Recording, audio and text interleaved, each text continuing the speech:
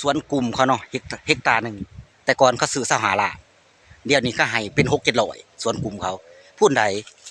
เดี๋ยวนี้เงินซ้ำ100หันบ่เขาสิให้บ่แม่นเบาๆขี้หมูเด้อมันคือ10 ล้านพี่น้องเดี๋ยวนี้เงิน10 ล้าน100คือ10 ล้านคันมาจากไรสวนทักมาหาบ่าวทรงก็สิโปรโมทให้ทางปากซองว่าไผอยากขายสวนปีหน้านี้ก็คือสิได้หลายอยู่เพราะว่าสิซื้อสิถล่มปุ๋ยถล่มพุ่นบ่ทันใส่แต่ปุ๋ยขี้ไก่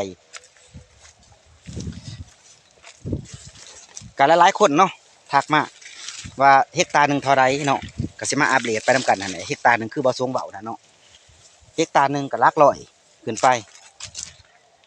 แล้วก็เป็นหยังเขาจังซื้อเฮกตาร์เป็นหยังเขาจังขายเฮกตาร์ละ100คือเดี๋ยวนี้เนี่ยนะให้จะเข้าใจว่าต้นหนึ่งนี่เฮกตาร์หนึ่งมันสามารถ25ต้น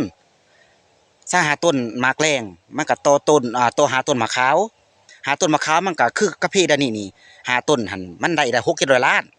มานี่6-700 ล้านครึ่งซันแล้วนี่ปีเดียวเขาก็กลายแล้วทึนฮะแล้วเขาก็ได้สวนเลยเนาะคือบ่ทรงซื้อสวน